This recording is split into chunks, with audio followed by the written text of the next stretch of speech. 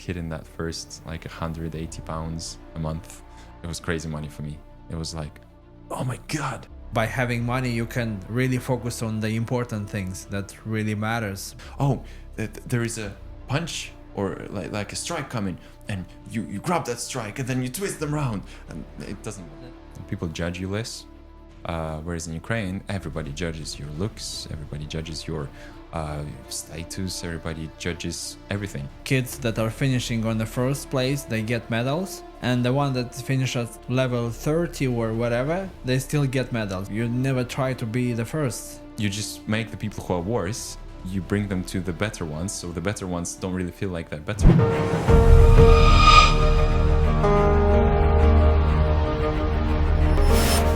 Hi guys, today is the first podcast, as I said, because on this channel I'm gonna start a series of podcasts with people that we can learn from. And today is the first podcast. And as a guest, I have a guy that I met him on a gym floor, and I observed the things that he has in common with on the road of self-improvement, and he actually wants to implement them. That's why I thought about bringing him on a podcast. His name is George. Welcome, George, to the podcast. How are you doing? Hey, I'm doing really good. Thanks for inviting me. It's my first experience at a podcast. I've always wanted to do one of those things, but never really got to. And I'm glad that I got to meet you at that gym floor and in the sauna as well, because you're doing those things. And none of my other friends are really doing this. So yeah, thank you. Yeah, thank you for coming. I went to the last week for a business meeting, and they gave us the opportunity to, in 1 minute, to present ourselves, like what we are doing, whatever, like to pitch yourself in 1 minute. How would you present yourself in 1 minute? Like, go for it. So my name is George. I have been training in martial arts since I was 5 years old. I used to have a music career since I was about 13, but then I thought that martial arts and sports are my way of living.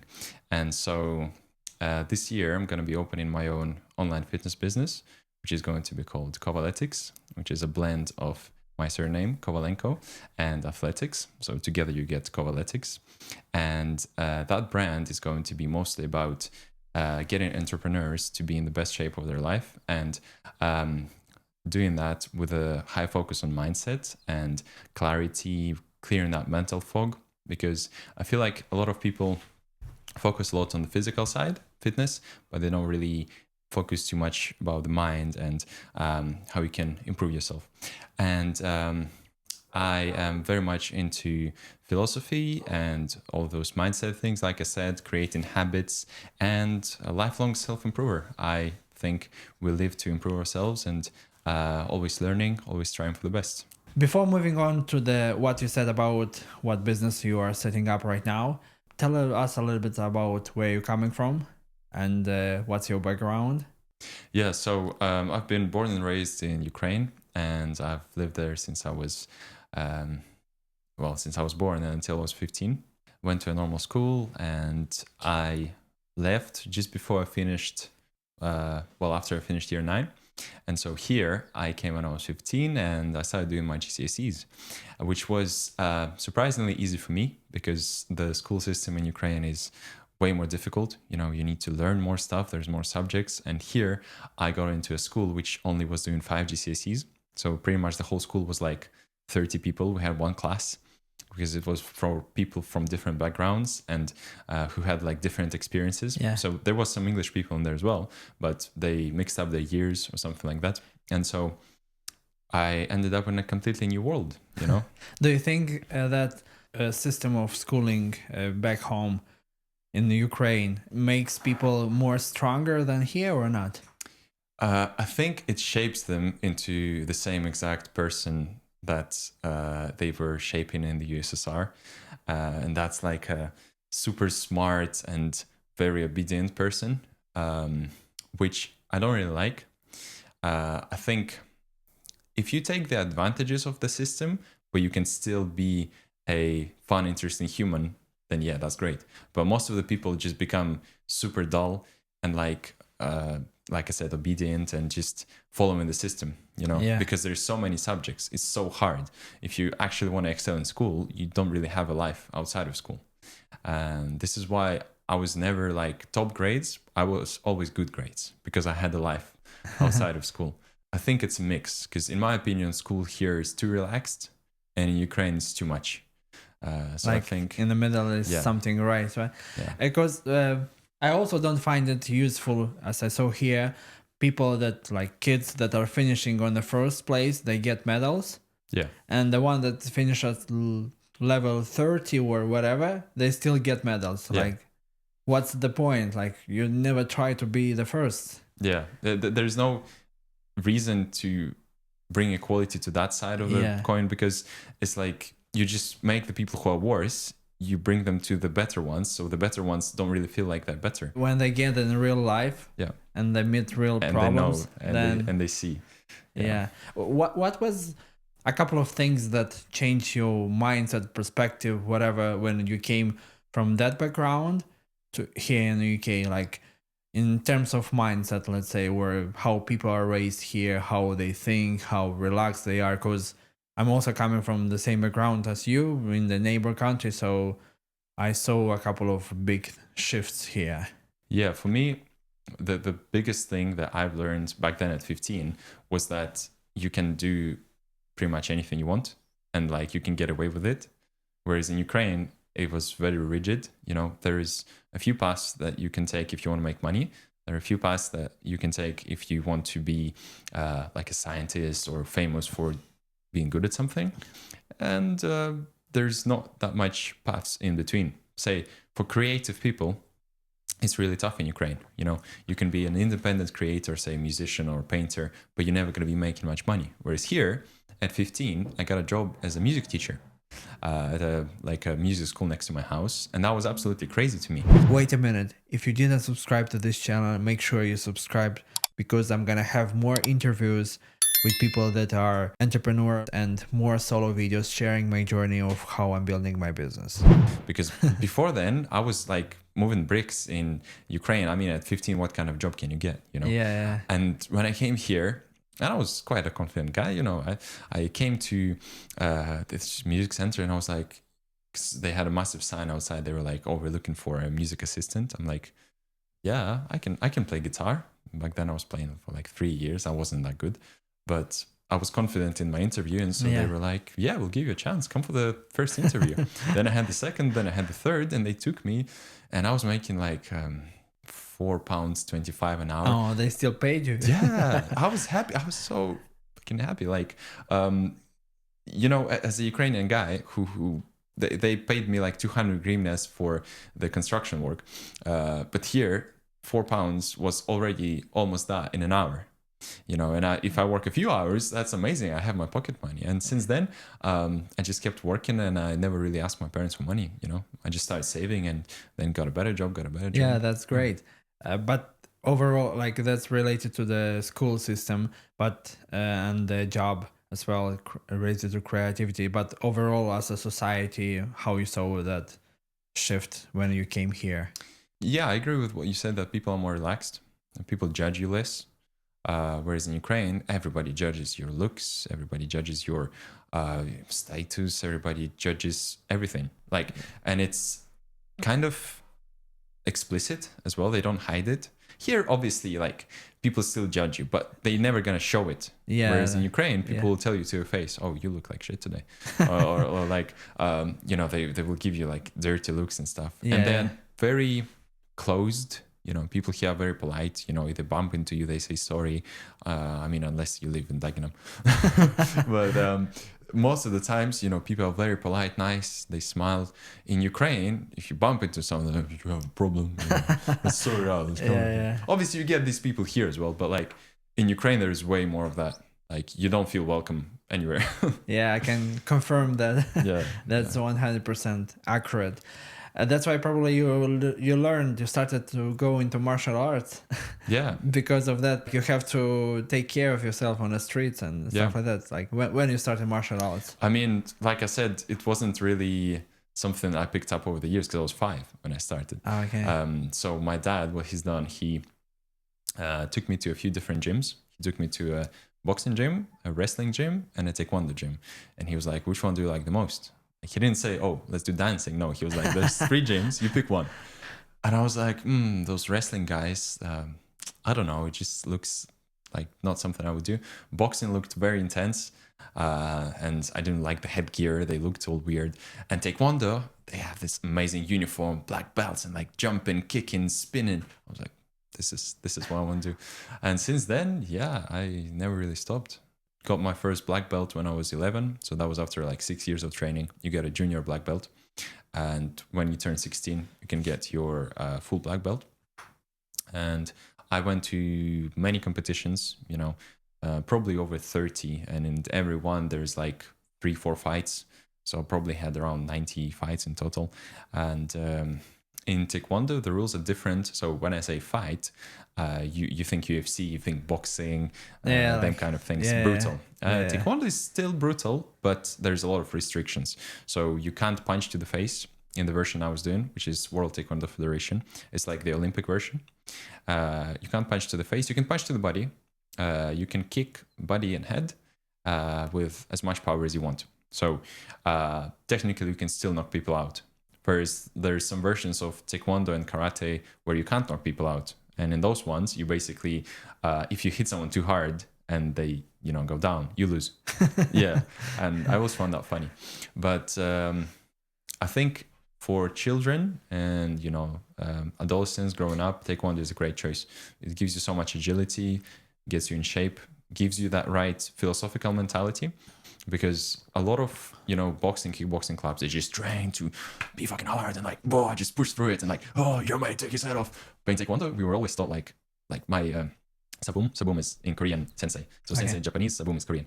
And he was like, I hope you guys never have to use this. Like, I'm teaching you this. Yeah, that's a good one. Yeah, like in an ideal world, you're never gonna have to use those skills. Yeah. And the fact that you can hurt someone never means that you have to hurt them, and we were always taught how you should avoid the fight, how if you avoid the fight, you pretty much win it, because you are smarter, you are more intelligent. Yeah, 100%. Jordan Peterson, I think, said, yeah, like, you have to be like related to man, you have to be that dangerous, so you never have to use that danger, but everyone should know about this. Yeah, you have to have the capacity for violence, Yeah. but never really showing it or using it.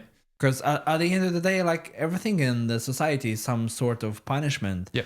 And if you know that you're going to park here, you're going to get punished by a ticket, then you're not going to do that. So the same with fighting. Like, that a man is strong, you're not going to do that.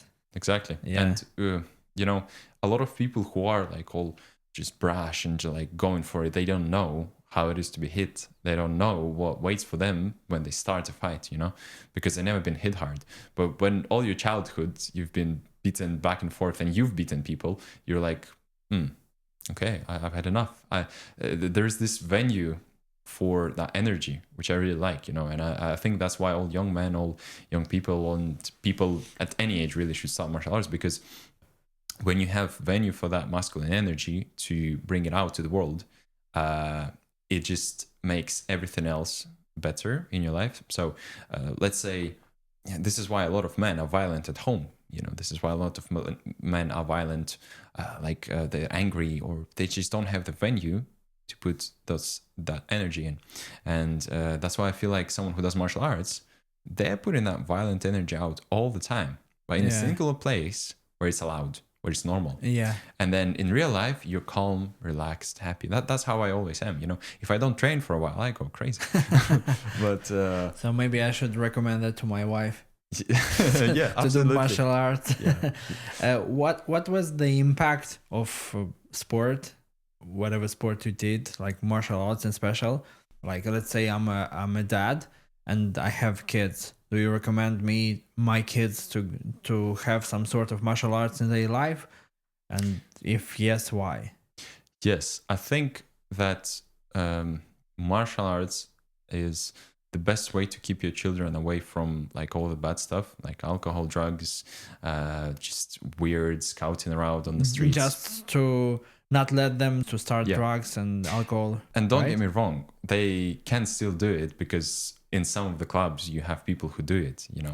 Because I've seen guys like from they are playing football, Yeah. and they are doing drugs. Yeah, like, and then smoking up. yeah. It's not like a bulletproof way, but I would say It's higher chances. yes, and it's a way bigger chance for them to turn out normal either way. Even if they do bad stuff, they will still have some values that are very different to other people. Like, I'm not innocent myself, you know. Growing up, I wasn't the perfect, super focused, Yeah. you know. Maybe those people exist. I'm not one of them, but I was way above a lot of people in that respect, you know. Way less partying because I didn't have time, way less even desire to party because I was so tired every time. Like, I come home, I was dead, you know. All I want is maybe a bit of food and sleep, whereas some people are just, you know, they had nothing to do, so they went partying, smoking, drinking, all that stuff. And so yeah, absolutely, I feel like martial arts is gonna keep your kids away from that stuff, as well as give them a great skill and get them in shape. You know, I've never seen someone who hasn't benefited from martial arts in any way. So let's say me, for example, I've done Taekwondo for over 15 years now, 16. And if I never do it again, at least what it has done to me is I managed to get fit. I can defend myself. I was teaching Taekwondo for a while, so it gave me a job and it gave me a lot of life values, you know. And there's a lot of people who quit after a while, but I feel like any martial arts you quit, I mean, unless you're doing some bullshit though, you know, where they teach all that self-defense stuff. Oh, there is a punch or like a strike coming, and you grab that strike and then you twist them around, and it doesn't work. That's like Indian style. Most of those like martial arts, like self-defense is just crap, honestly, because most of the fights they just end within 1-2 punches, you know, and you're never going to be able to It's like just in movies like that. It's not gonna happen, especially as a woman, you know, because a lot of women's self-defense classes, the best thing to do for a woman, kick in the nuts, run, scream for help, you know. And a lot of people will disagree with me on that, but it's true, you know. If a man, and most men are bigger than women, with obviously exceptions, but if somebody attacks you, they are probably bigger than you. There's no way you can get out of a choke or come out of a grab, or there's just no way unless you have a pepper spray or a taser. That's why in any sports there's like categories on the body weight. Exactly. So. Yeah, and so that's why I was saying that martial arts gives a skill to everyone, whereas things like music, even though I'm a musician myself, like I play guitar, I sing, I know a lot of people who finished music school in violin or piano, and my mom was an example. She finished piano school, and she was great. Like, she was doing really good with her grades, and she just mastered so many classical songs and stuff. But then when she stopped playing, she never really got back to it. And now, like 30 years after, she can't even play one song. She can't play Mary Had the Lamb. Yeah, she forgot everything, and she never used it in her life. You know, this is why I feel like martial arts is just a superior hobby. And that is for men and women, or just for men? It's better for men because obviously all the things we spoke about with violence and controlling your masculine energy. For women, it actually can be dangerous sometimes, especially if there's a lot of hits to the breasts. But that's why, you know, there's some things you can use to prevent those. And in a lot of clubs, like for example, the kickboxing club I'm going to now, Martial Arts World, they tell boys to punch lower, punch and kick, so like body area. Obviously, especially if someone's growing, you don't want to receive hits to that area. And that's actually why a lot of teenager girls, they quit. But ultimately, if you're being careful, if you're not, you know, getting your head taken off every day, then you'll be fine. Man or woman, it's great for both. What are the 3 values that it created for you, the martial arts? Like, you are proud that you did that, and now you are a different human being compared to if you wouldn't do that. So the first one is discipline, for sure. You know, having something that you do over so many years routinely, and a lot of times it's the same. It doesn't change. You don't do fun fairs. You get used to boring stuff. Yeah, and you get used to not wait for a quick reward. Oh, that's a good one. Because even the belt system, this is why I like Taekwondo, because there is a clear progression. Everybody wants the black belt. They sit there with a white belt and they're looking at those black belts and they're like, oh, I want to be like that guy. I want to be that tomorrow. I want to be that this year. But you're not going to be. It's going to take years. Yeah. And this is the biggest value, that you need to be disciplined, and great things take time, and as a kid, you don't even realize that you're going through that phase. But then when you grow up and you are able to do things that other people are like, oh, this is too hard, you're like, I've done hard. I know how to do this. You already have developed your inside immune system to it. Yeah. And what's the third one? And the third one would probably be emotional control. Because, like I said, we were always taught how to not burst out, how to see if someone is just threatening your ego within a fight or any life situation, or if you're actually in danger, and that's a big difference. That's why a lot of fights break out. People are just like, oh, my ego got bruised. Like, oh, that guy called me a cunt. And he was saying something about my girlfriend.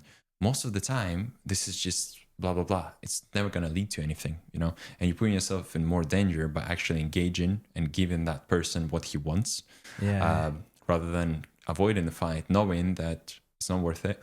And this is pretty much the best way to do it, that emotional control, and knowing where it's your ego or when you are actually in danger. And I'm not saying that, oh, you should never use it. Of course, if someone's in danger, fucking hell, yes. Apply your martial arts skills, please, especially if your loved ones are in danger.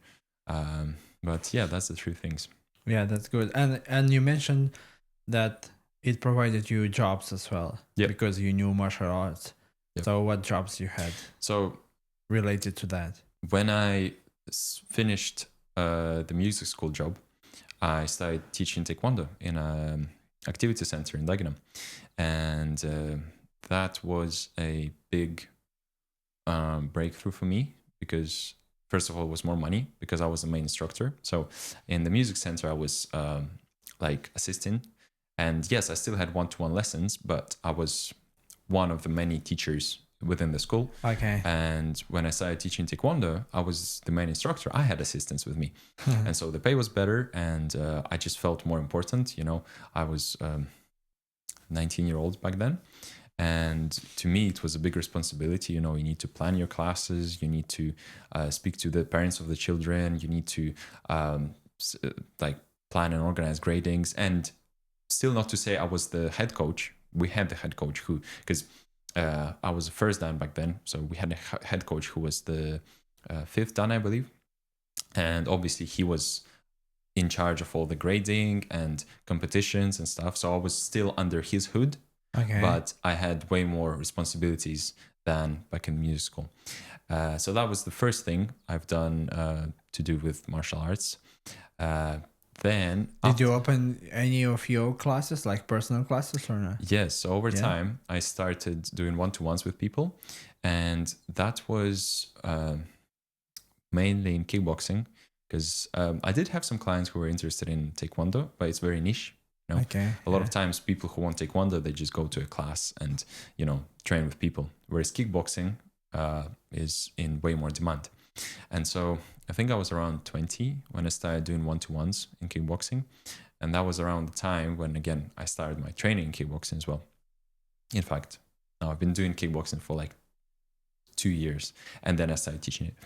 And so at some point I was doing so much martial arts. So my schedule would look like Monday, Wednesday, Saturday, I'd be teaching Taekwondo.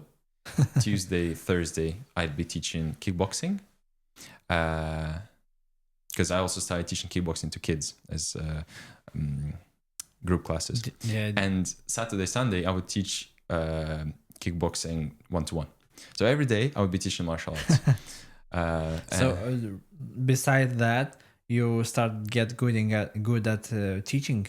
Yeah, absolutely. I think maybe I have a natural gift, because my whole family is like riddled with teachers. Like my Oh, really?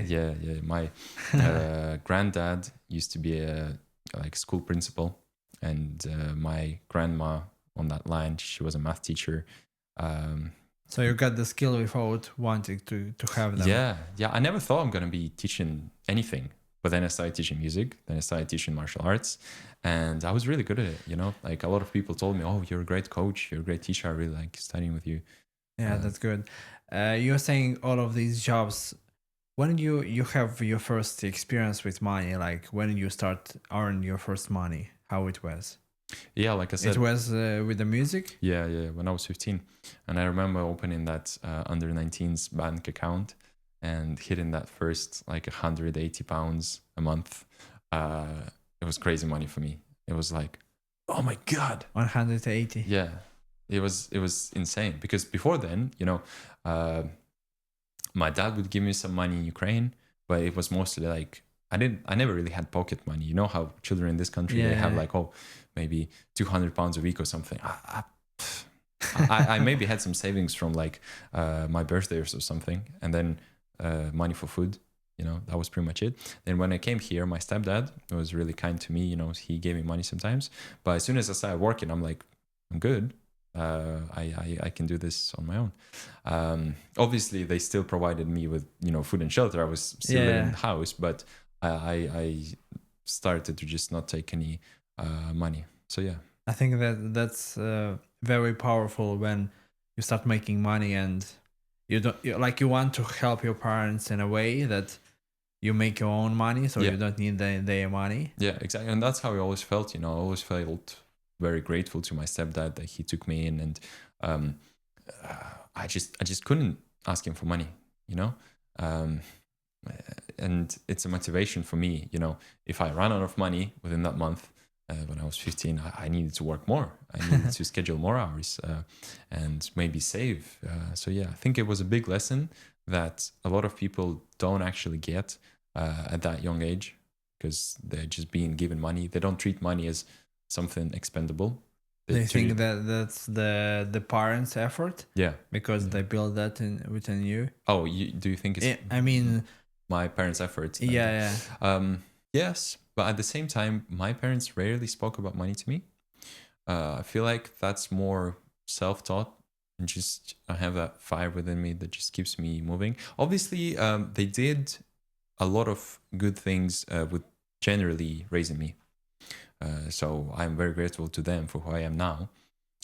But on the money side, yeah, we never really spoke about. Have you had any financial lessons at home? I would say parents teaching you how you have to save money, invest, move on in life, like because nobody wants to talk about money, but when you grow up, you got your own family and all of that, you deal with that every single day. Yeah. And I would say 80% of all of the problems starts from money, from not having them or not having enough time and all of that. So by having money, you can really focus on the important things that really matters. But until you don't sort out with the money thing, paying the bills, having the food on the table, then you are like a rat running after money.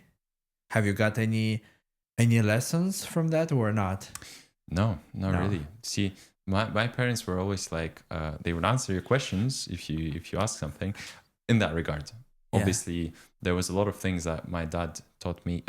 I think the biggest thing he was always drilling into me is that you have to work for yourself. He was always like, "Oh, job is a slavery," and I think that's a good one. Yeah. You're never gonna be happy working for a man, and that's pretty much why I'm aiming to do my own thing. So I'm very grateful for that. But he never really told me how to. I kind of had to figure that out on my own. Even though now, when I ask him questions, he really helps me now. Because obviously I'm older and he can actually teach me. But as a kid, I never was told how to invest, how much to save. Even if you actually need to do that. Yeah. So what was the trigger? You're saying like to do the things on your own, make your own money, like start a business, whatever.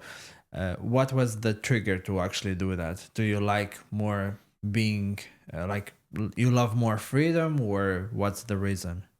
It's a few things I would say. The first one, yes, my conditioning, my upbringing, that my dad was just drilling that into my head, which is a good thing, I think. Second, the actual experience of working for someone when I realized that all of he was saying was true. And so I was like, because a lot of times I would have disagreements with people at work, not because they were bad or I was bad, just because I saw my own way of doing things. In my subjective opinion, it was a better way of doing things. And so I tried imposing that. And a lot of times when you're an employee, sometimes you have to put your head down and just do what you're being told. But I could never do that. You know, I was always like bringing out new ideas and stuff. And over time, people were like, oh, this is good. We should listen to this guy. You know, that's why in all of the jobs I worked, I got promoted, you know, like at the music center, I was a music teacher, music assistant first, then music tutor. Then I got to be events and band manager. So I started managing events and bands, and same thing in the taekwondo job. So once I started teaching taekwondo, they then were like, oh, do you want to work in our office to help us and be a center coordinator? I'm like, yeah, sure. So I was always like just being driven to do more. And the third thing would be the creativity and freedom. I feel like when you're constricted within the employee mindset, employee role, there's no freedom of expression. You know, you're tightened within that frame of what you're being given to do. Yeah. And even if you want to explore new ways, it's going to actually take more time, because to rewire your boss's brain to do it this way rather than his way, it's going to take a long time. And then a lot of times, again, ego is getting bruised. They think that you go against the grain. Who are you to teach them? The laws of power. First law, Robert Greene was saying in his book, is that you should never outshine your master. Because in that way you threaten his power. And that's a big thing that I probably was doing unconsciously.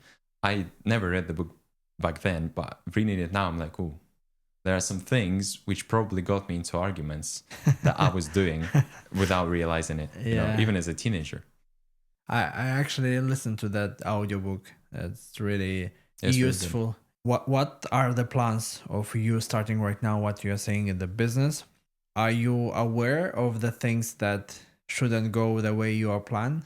Like the hard things, the grinding, the sleepless nights and all of that? Because when I started, I never was aware of that. Like I just was like fired up. I found the money, I found everything. Like my first business was about launching a business online on Amazon when I was back in my country. So is it Amazon? Amazon US. How do you call it? A private label. There's a name, FBA? FBA, yeah. And I just heard from someone that you can sell products online. I took a course, I found the money. So for me, that back then was like 3,000 euros. Oh, wow. And you were back in Moldova? Moldova, so I didn't have any money, but I found someone that could invest. Like I promised everything. So the thing is, I wasn't aware, like, what if it's not gonna go the way I plan to go? And especially when you are at the beginning, most of the time doesn't work. Right now in your situation, are you aware of those where you just fired up to get to that sideways freedom, whereas whatever you want to accomplish, and you're gonna deal with the problems along the way? I've put something on my lock screen just to remind myself, and it's a phrase very simple. It's just saying you have nothing to lose.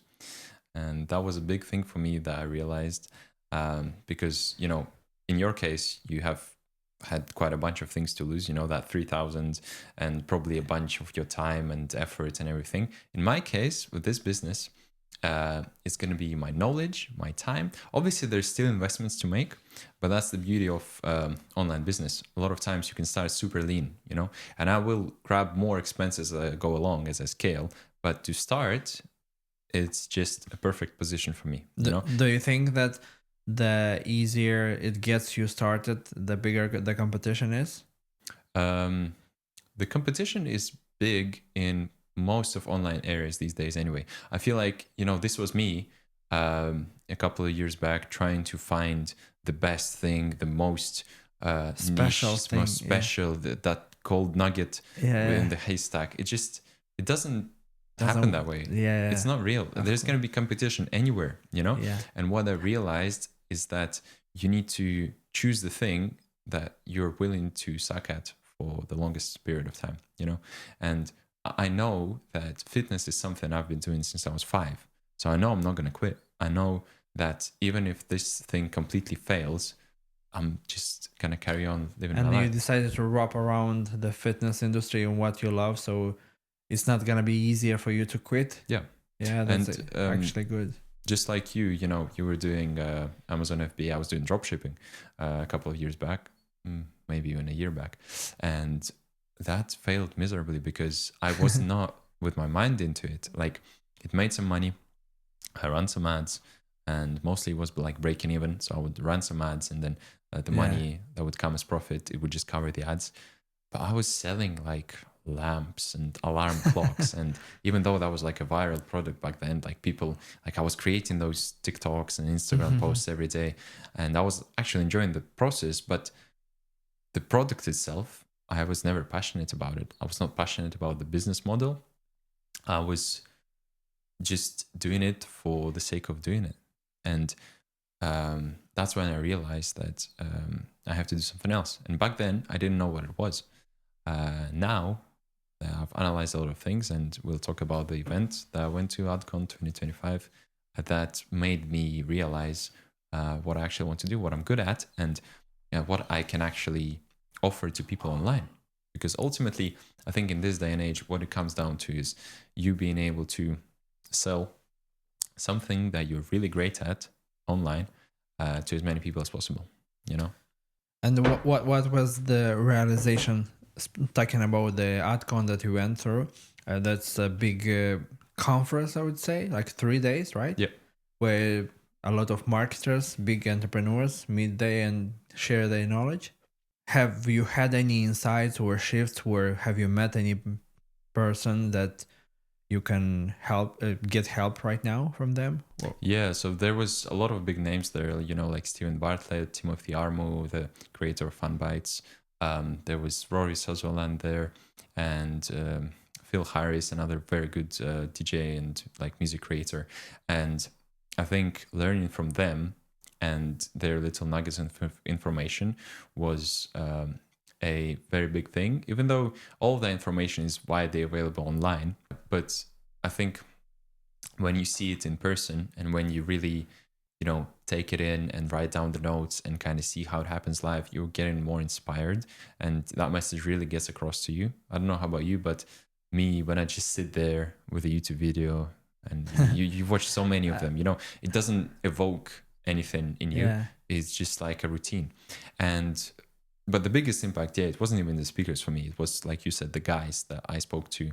And there was like a lot of marketing agency owners, coaches, weird niche businesses as well. Like, dude, there was a marriage coach who was helping people how to save their marriage, and like if they want to end it, he will help to end it without the court. There was a guy who was helping people make ebooks. Literally, he gave me his card and he was like, I'm helping entrepreneurs to make their lead magnets as ebooks. And that was his whole business. And then there was... And you sit like thinking they make money on this? Yeah.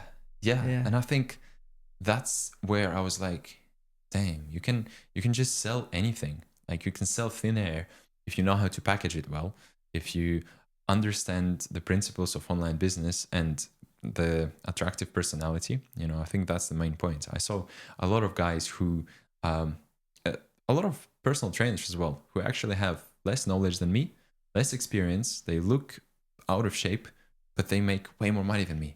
Yeah, that hits hard. It is really hard. And yeah. What hit even harder was seeing people who are younger than me. You know, I'm 22, there was people like 20, sometimes there was a kid who was 16, and he didn't like have a big business, but he was way past me in marketing and skills. And I was like, at 16, I was playing my guitar in my bedroom, and like my hair was down to here, and I could never come. And he traveled all the way from, I think, Germany to here. Oh, really? Yeah, for the conference with a bunch of his friends. That was insane to me. That just blew my mind. I was like, what am I doing?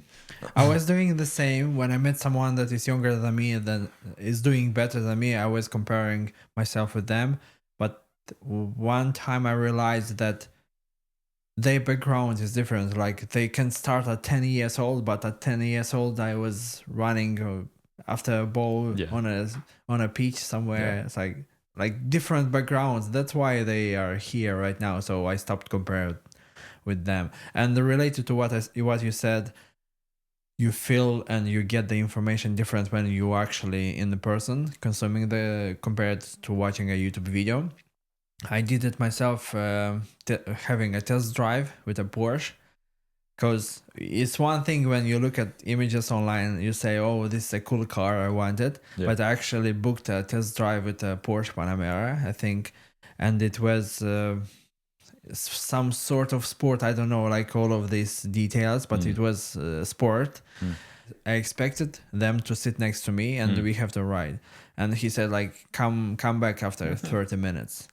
So I said, okay. So after I felt that, I still had the car in my mind that I want to have a Porsche when things get to the level that I want to have a car like this. But did it live up to the expectations in your head? Way better than that. Way better than you thought. Yeah. So it kind of motivated Like you. the experience. So I think that is the way to go. Like if you want to buy a house, don't look online at the houses. Just plan visits and go inside the house and feel the atmosphere. And when you get that feeling inside, you kind of have a different hit. Yeah.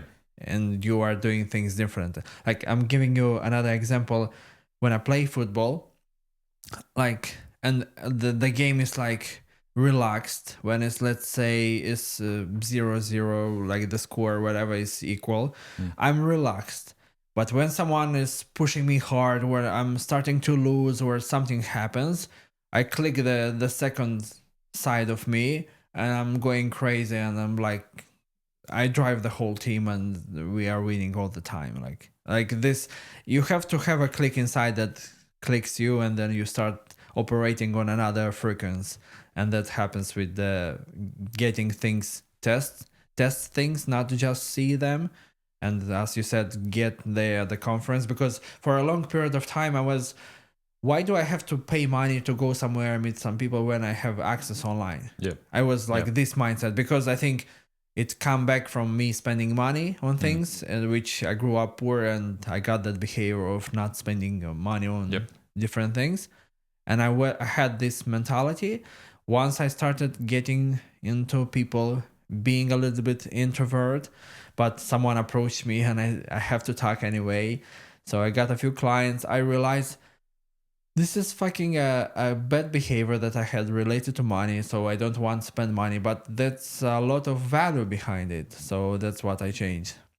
And coming back to what you said, please continue with the art conference. What was the expectation and the real actual value that you got there? Yeah, meeting all of that people, that young people that are doing way better than you. Yeah. I think by this point I managed to be fascinated with people and actually be kind of proud of them rather than taking it as that's a bad good comparison. You know, and that took me a long time. I think you have to go your ego down. yeah. Sometimes you just have to, you know, not even look stupid, but like be okay with being worse than someone. And I'm totally okay with that, you know, because I know where I'm going to be in 5-10 years. And like you said, I had a different background.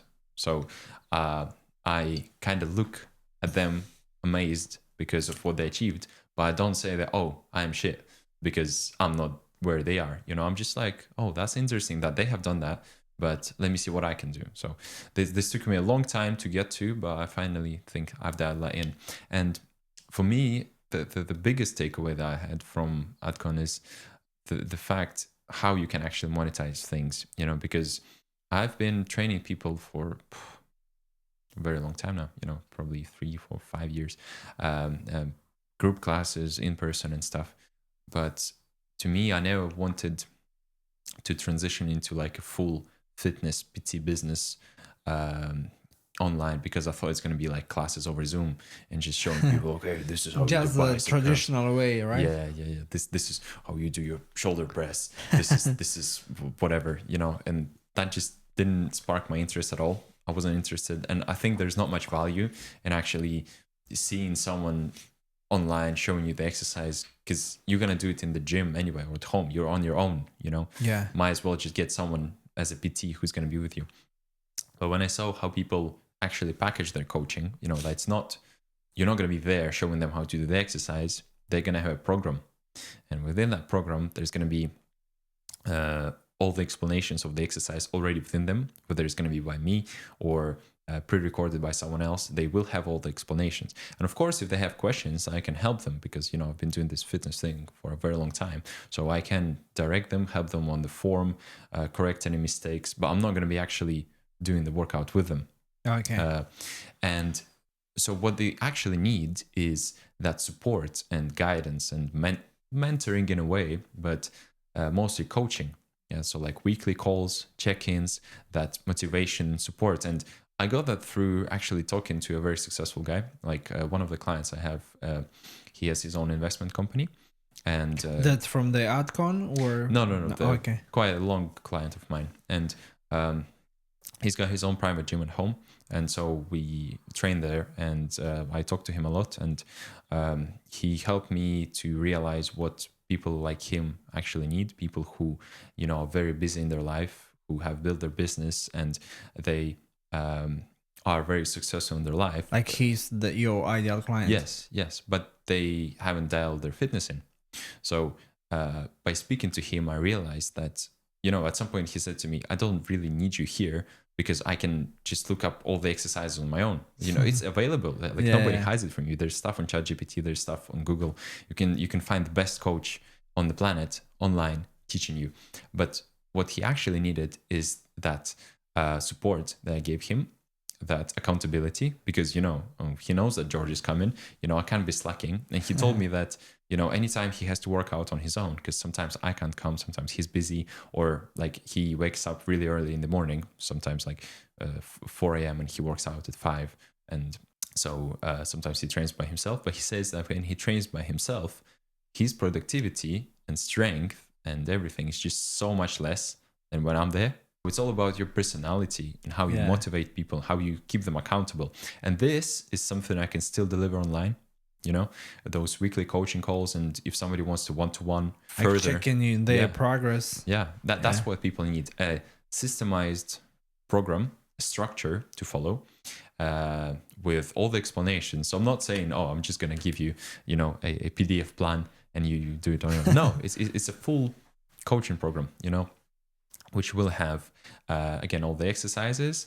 It's going to have the weekly coaching calls and also mindset coaching, because a lot of people, they think that exercise is a quick fix. Mm-hmm. Get fit fast, 90-day shred, get your abs in whatever, like 2 weeks. That sells, that's why. It sells, but there's no longevity in it. You just cannot operate that way. This is why I promote this lifestyle that I live. That's good on the back end, but how you're gonna promote a thing that say like you need longevity and you have to do this 5 years and you're gonna get in good shapes? I'm not even gonna say 5 years. I'm just gonna say weave that into your lifestyle, and it's easy. That's the thing. People think this is a selling point. It's actually easy. What is hard, in my opinion, is to do the 90-day shred, is to do the 1 month transformation. That is hard. You're going to hate your life that 1 month. You're going to despise your coach because he's going to really push you. And then after that 1 month, you're going to regain all that body fat. You're going to that's true. lose all of that. But if you slowly just start to exercise and start. But like you have to work on their mindset, not on their body. That's what I'm talking about. And it might take longer to see the results, but they're long lasting. They're forever. Yeah, that's true. It's like if you have 2 pills, one is giving you super fast results, but they only last for, a month. Or you have something that is forever that you can just live with. And that's true, yeah. That's one of the biggest outcomes I got with my client. This one I was talking about, that he's like saying that if he doesn't exercise or doesn't eat right for a day, he feels wrong. He's like, I love this stuff. Like, I can't live without it now. And at first that was never my intended outcome. I was just training him. We first trained once a week, then twice and 3 times. We train 5 times a week now. And I just kind of got that from me into him, because back then, before my injury, I used to train 6 times a week, sometimes twice a day. So I trained a lot. And naturally, I was like training. And so I just energized him. I just put my energy into him and he picked it up. And so just unconsciously, I have transferred my mindset to him. And I believe that's possible, Yeah. And it's not like I'm training him like David Goggins, where he's like whipping his ass and blah, blah, go. No, it's pretty chill and relaxed. Honestly, you don't need that much to transform your life. And then your habits get better. Instead of going out on every Friday, you might go for a walk, and you will actually enjoy that walk. It's not going to be like, oh, I need to finish my 90-day challenge, so I'm going to take that walk. No, you're actually going to be like, I get to walk. I enjoy this, and your workout is going to be a blessing. I actually can confirm that with the short term, because my wife used to do online challenges, fitness challenges, and a lot of women just joined to get the specific results because something is gonna happen in their life. Let's say wedding, whatever. They go to the holiday just for that reason. And my wife started to work on their mindset, because this is not gonna happen. Like, doesn't work like that. And they usually, majority of people are used to think in terms of like, I have to eat right this period of time, and then I can do whatever I want. So you're gonna get back to what you were before, or even worse. Yep. Yeah, that's why most diets. That's a lifestyle, and it's not like a short-term goal. So you literally told me the half of your future business that you are planning, right? Pretty much. Yeah. So what you're planning to start straight with the app that you told me, or with the coaching program, or is going to be more into one-to-one at the beginning, and then you're gonna improve from there? Yeah, at first it's gonna be one-to-one, and I am now working on getting the app, because you can get all your branding and stuff, or you can get just the app on its own.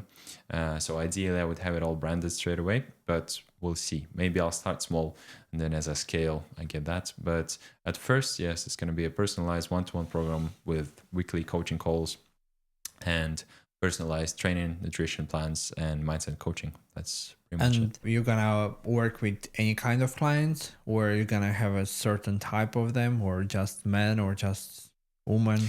I'm not going to losing weight or gaining mass, or I'm not going to specify it to a gender, because I feel like, the niche of busy men who are working hard or high performers is super saturated, and a lot of those people. You're gonna switch to women and busy women. But see, I don't think that makes sense, because I can train busy men and women, and having a man or being a man doesn't make any difference to your niche, because unless, again, you're doing some male specific training, but most of the times it's going to be the same. So to me, I will niche down to entrepreneurs. So my ideal client would be an entrepreneur, or someone in the corporate world, someone who is, again, busy, but the business is not the main criteria. The main criteria is someone who would like something for the long term, because that's the kind of content I'm going to create. I'm not going to show you how to do bicep curls. I'm going to show you a lifestyle that you can aspire to. And I've been aspired this way. I see guys online who are making like cinematic content. They're making content that I'm not their target customer, but I actually enjoy watching it because of the way they filmed it. They don't go, oh, do this exercise and, you're going to get massive biceps. They are like, okay, so today you felt unmotivated, and you thought to yourself, oh, you can skip this workout. It's more human. Yeah. It's more like deep and resonating with me. Sense. And I was like, okay, you can do this kind of content. This is different, because I don't like associating myself with the fitness industry. I don't like wearing gym tank tops and just, showing off your physique everywhere and just being that gym head, meathead, whatever they call them. I don't like that. And that's what always kind of pushed me back. But then when I found this niche and how you can actually work with the people you like to work. So my reason for working with entrepreneurs is not just because, oh, they have money. It's like, because a lot of coaches At are least like, they have money to pay yeah. for the services. No, but the thing is, a lot of guys are like, oh, busy man, I want to work with you just because of money. And that doesn't speak to them. For me, I actually want to work with those people because I associate with them, so I can talk to them about their business, about their marketing, Yeah. about their operation structure, because that's the kind of stuff I'm reading. That's the kind of stuff I'm into. And once I'm going to have my own business, I'm also going to be an entrepreneur within that space. So this is the ideal client for me because I actually want to work with them. Whereas for a lot of those guys, they don't give a shit. They just want to get as much cash as they can. They don't really care about business. They're just like gym bros who, love to lift, and that's all they do. But for me, I love business more than I love to lift. Like philosophy and mindset more than I love to lift. So lifting is like a venue and a value that I can provide to people, but it's not my main focus. That's why I want to work with, entrepreneurs, business owners, and it doesn't even have to be high performers. I don't care if you are a high performer or not. For me, it's just about what your life values are, and I don't want to coach someone who's like, oh, I'm just working my job. And today I'm probably going to work out because yes, I can help them, but for me to put that mindset that I was talking to you about onto them, it's going to take years. You need the right people. Yeah, right. It's going to take years. Someone needs to be already on the path that I'm talking about mentally. And then I just give them that little push and we work together. Whereas if I build them from zero, if they have no ambition, if they, never build something in their life, if it's if they're just following orders from someone else, it's way harder to work with those people. And related to what you said, those gym bros that are just for cash is the same as fitness, as you said. It's like short-term results, like there's no longevity in that, so it makes totally sense. At the beginning, you may struggle like to pick it up, and once you get a few clients, they will recommend you, so you're gonna get good business. Yeah, for sure. And I'm planning to launch organic content very soon. I mean, hopefully tomorrow. So that's like the podcast that we are recording is going to be like your foot in the door. Yes. So you're gonna start making content. Yes. And I've been filming a lot, editing a lot, and that's going to be the first venue. And in the past with my businesses, my mistake was I started running paid ads like straight away. And obviously like it makes no sense because you have no warm audience, you have no reach. So I would focus on building that warm content and, warm outreach. Again, something I haven't done in the past. I was thinking that I just need to sell to strangers straight away, but really it's your vicinity, Firstly, you go and contact people and then people contact people they know. And that's the way you get your first clients. So like you said, recommendations. That's the best marketing. And then when I get good at content and people actually like my stuff, that's when I get warm leads from social media as well. So I'm not imagining, I'm not expecting to blow up in the first week. And that goes back to martial arts, as you said, that it creates that thing inside of you that you don't plan things that is gonna happen overnight. But you are actually waiting for things to happen and you're working for them not overnight. I'm in it for the long run. And with this type of content that I was talking to you about, like cinematic and deep and thoughtful, I would be actually proud of that. That was another thing for me, like, because I thought about making content before and it never really took off because I was looking at martial arts guys and they were saying, oh, this is how you do a tornado kick. Step 1, step 2, turn, step 3, spin, step 4, kick. And I even made a couple of those videos where I was like, this is shit. I'm not into this. And so when I realized that you can actually create something deep and meaningful online as a personal brand, I was like excited. I'm like, even if I don't make money off of this, I would be actually like proud of what I've created. You never know. Like after 2 years, you're gonna switch your career. You're gonna be like a filmmaker because you created these kind of videos. You never know. It creates a lot of doors, and like I've released music in the past. Like I have a song on all platforms actually, and to me, it never was about. Drop the name of the song. We're gonna leave the link in the description. It's called Evermind, and my artist name is Disarmored. It's like a metal / kind of rock song. It's quite heavy and dark. So if someone's into that, you can. I'm gonna attach it in the description, Yeah, so let thank you. people see it. That was never about money for me. I was just proud of making it. So this is what I'm talking about. Like I'm not regretting that I spent that time doing that song, which took me a lot of time because I recorded everything. I recorded my guitar, I recorded drums on like a pad, I recorded my own vocals, I recorded some synths and piano on my little keyboard at home. I did it all on my own. The only thing I didn't do is mix and master it. So I sent it to someone, paid on Fiverr, and they mixed it for me. But it never brought me any money or fame. But I was just like, I'm so proud of this. This is just something I've created. And it's the same kind of way I want to think about content. You know, even if it never takes off, I'll be proud for what I've done. I'll look back and I'll be like, Kovalenko was the thing. I can relate to it 100% Yeah. with the content and other things, like, you know, when you build a thing, whatever, you do some homework out or anything, and you just get back and look at what you've done, like you feel proud. Yeah, exactly. Yeah, that's true. What I want to say is thank you for coming to this podcast. I think we're gonna end up here, and I learned a lot about you in this video and what your passions are, what's your background, what your values are, because I can relate to many. And thank you for coming to this podcast. It was lovely having you here today and talking to you. So thank you for inviting me. And hopefully we'll do this again sometime. Yeah, we'll do it to make an update in like 6 months, let's Once say. I'm rich and famous. Yeah.